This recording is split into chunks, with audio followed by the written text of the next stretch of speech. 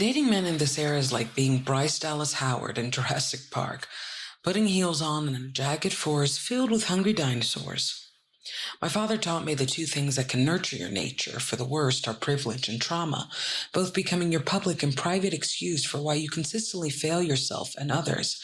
They are like fog over your brain, making the reasons you never loved your child completely and irrevocably that you were not loved as a child, or that your absolute greed in every interaction comes from having a life unquestioned.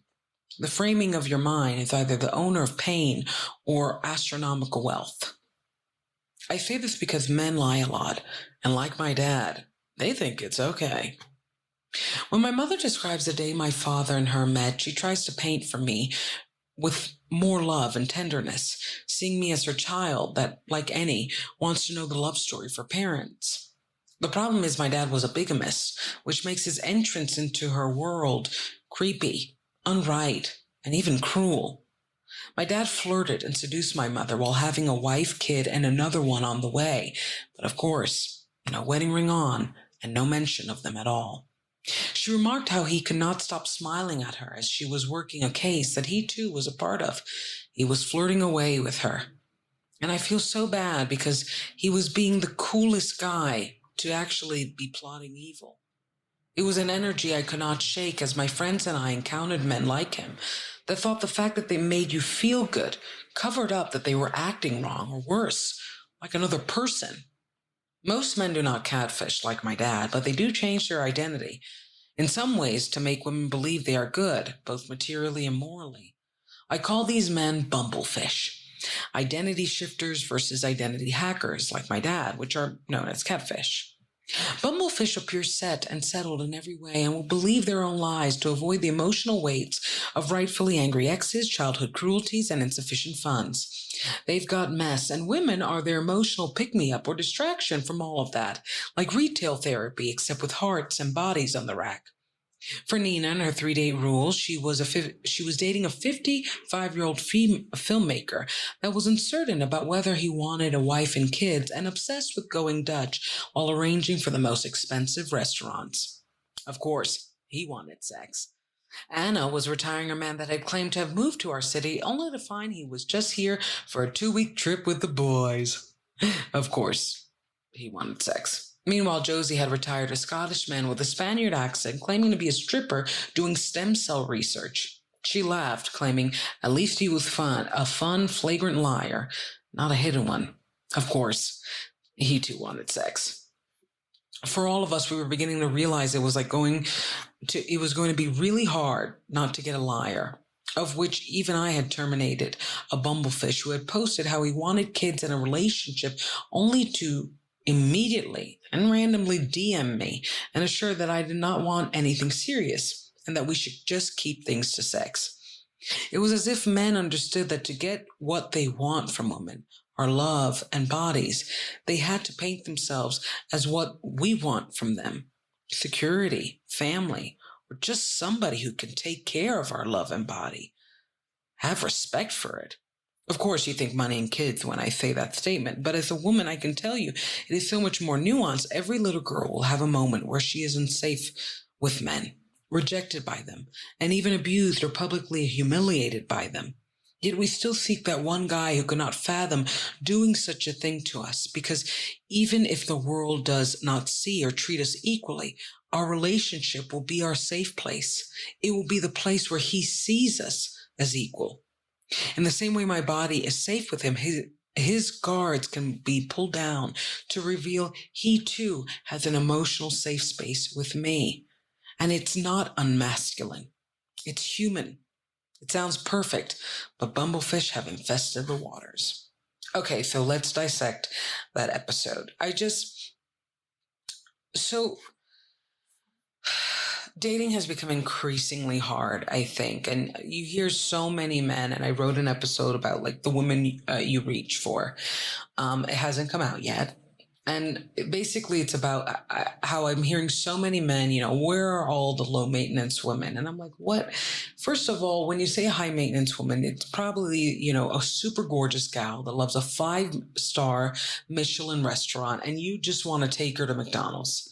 It just feels like one of those kind of, if she wants to go get a sugar daddy and travel the world, why are you going for her? Why are you trying to humiliate and shame her into the things she seeks? Shame her for the things she seeks in a relationship. Somebody to take care of her, somebody to be lavish to her. I mean, you want a low maintenance woman, look to your neighbors, look to your mom. But I think what the difference for me with catfish and bumblefish is that my father, one of the reasons I feel so bad for my mother, especially as a woman, is that my father was an extremely good liar and basically like invented an identity.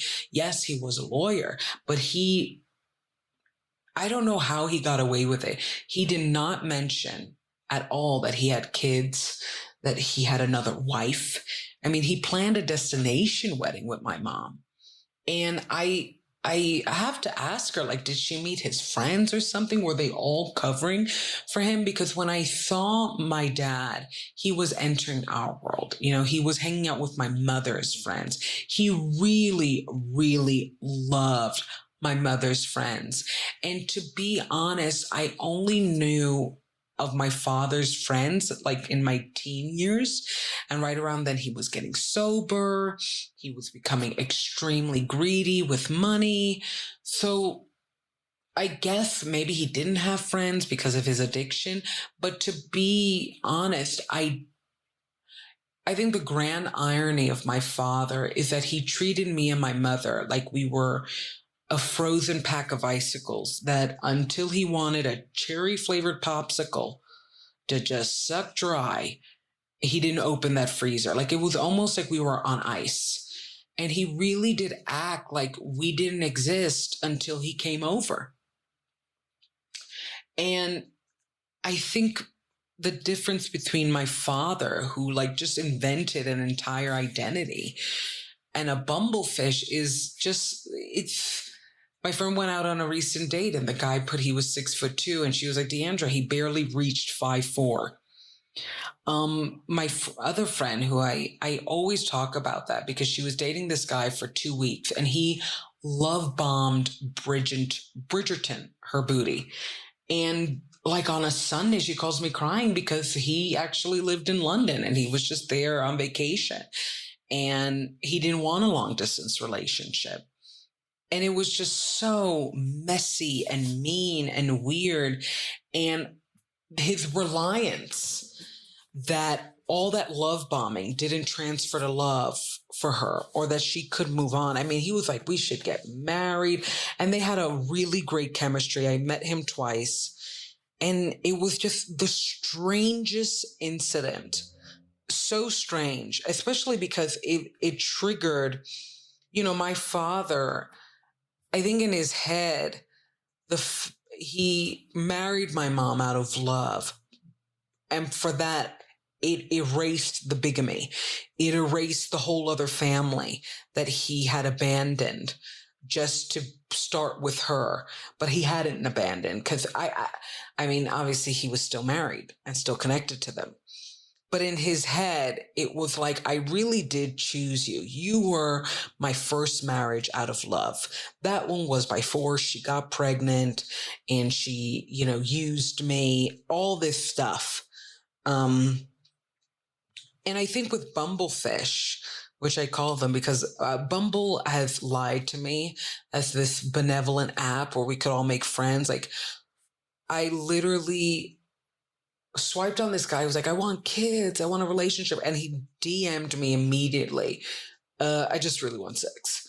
And I was like, oh God. And my other friend, Nina, I mean, this guy is 55 years old. He is 3/4 done with his life. And he is acting like he is 20 and still has time to like really think about kids and marriage. I mean, there's nothing sexy about a 7-year-old dad who's probably gonna, hopefully see his kid get to 10. There's just, it's a level of delusion. And also he's obsessed with going to the most expensive restaurants and going Dutch, which she has obviously left him because he became a heavy burden to her pride and her profit. But it's so weird because, like, with Nina, I think she, like so many other women, including myself, there's just such a level of unkindness and non courtship that is happening. And like with Anna, uh, she got courted by a man who was lying, who didn't even live in the city. So she got what women seek, but at a cost. And that's what's so weird. I feel like men do court you when they either A, really want you, like genuinely are in love, or B, want something from you and understand that there's this level of seduction that has to come to get that, like with my dad. And it's just so weird because I think now more than ever, women are seeing that a man could destroy your life. And that makes you seek something so much more genuine and richer because you're building yourself, you're loving yourself, you're healing yourself, and you're not going to just let anybody enter your world that cannot respect that. And I talk about it in an upcoming episode about true love. When I look at my father, he was very handsome, very charismatic, but he also looked extremely tired and was a very empty human being, very emotionally numb. And I think to myself, when I look at people like him who cheat and lie and are con men, but oh, they wear a suit. Um, what I always found so fascinating is that they looked tired and unhappy compared to men who were really in love and doing it right and kind of giving that golden retriever energy that's going viral on TikTok. Those men look rested. And it's something that I mentioned at the end of the passage, which you can read on daddyrecovery.com. I think it's something that I noticed with Anna, that like false Mr. Darcy she was dating for 2 weeks. There's just something so beautiful, at least I imagine for the male experience, men who are in love, and something that I've noticed in observing them. There's just something so beautiful to being emotionally vulnerable. I think we define masculinity as emotionless, and that's just so impossible. You are a human being. You have feelings, you have thoughts, you have dreams, you have fears. But in defining masculinity as just someone who doesn't tap into that because they've got a lead, it's almost irrational and it just doesn't make any sense. And the thing about true love is that it makes how nonsensical all that is clear. Because there's something about really being in love with somebody that is just so restful. You don't have to act. You don't have to manipulate. You don't have to strategize. You don't have to come up with a master plan to get something like someone else's body. Like, why do you want my body so badly? And I think that's another element to women who are dating. Like, we are knowing our bodies. We are pleasing ourselves in every way. And we're doing it ironically for two reasons. Obviously, to build our self-love, but number two, to see in loving ourselves what we want from somebody in how they love us. And it's getting really disappointing and tiring to go out into the dating world and see such unloving men and date them and think, oh my God, is that all that there is? How much more do I need to lower my standards? I mean, my friend texts me today. She went on this date with this guy and he spoke for 2 hours on how Mike Tyson is one of the wisest men he has ever heard. And albeit, I've seen some Mike Tyson vids. Yeah, he could be pretty wise, but it's like 2 hours. I went on a date one time with a guy that spoke about goldfish for 3 hours. And till this day, I don't know why I stayed. And the irony is he got bored with me because I didn't know anything about goldfish. I think there's like 23 species. And I was like, where are we? Why are we doing this? Is this what you deem attractive? Like this, I think for a lot of women, we dress up and we go and try to impress with the expectation that we're meeting somebody that also wants to impress us. And It's consistently disappointing to see men think that a 3 hour conversation about Mike Tyson and goldfish is really going to win any part of me, body, mind, soul, heart. It's almost like you really must not see me as a human being to think those are the topics. And you could laugh and say, no, no way. It's so surprisingly common how men just don't know how to date. They come in with this, I'm trying to see how I get you, how I get you. And that coldness and almost irrational nature is really shutting women off and shutting them off from the opportunity of, of resting. Like, you don't need a lead. You really do have to just meet me. And it's mesmerizing. And it's something that I think about a lot. I think women date to know what it is to be loved. Men date, obviously, to have sex, but like the man who is dating to find love wants to know what it is to fall in love, while women want to know what it is to be loved, to be taken care of, because we're already loving. We're raised to have this mentality of be caring and be generous and be open with your heart and make sure everybody's healed by it. So we are raised almost in love.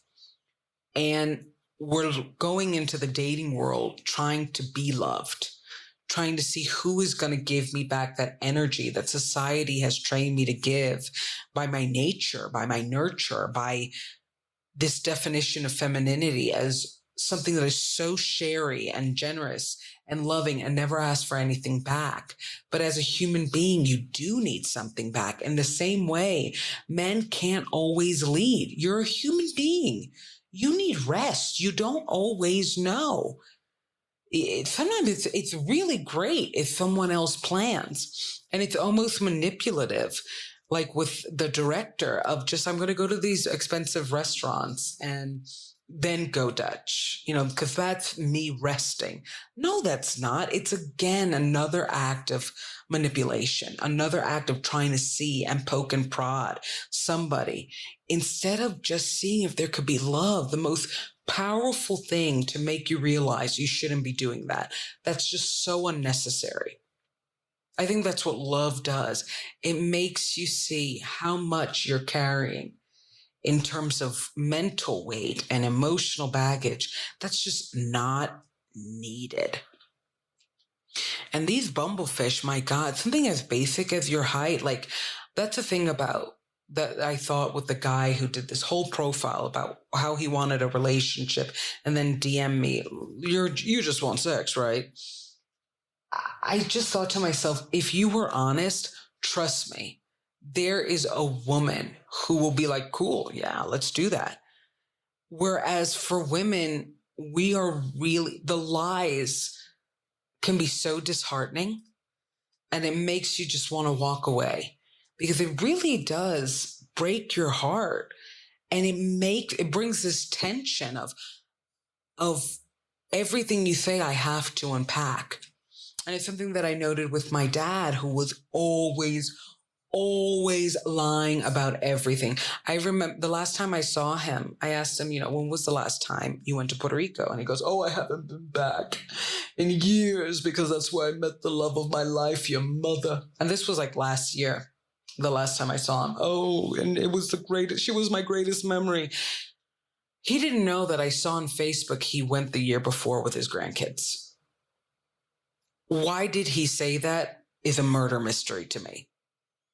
But I guess he thought that would make me, I don't think men lie thinking it will make women feel better. I think they really do lie because it makes them feel better. Like that whole show was really just for him.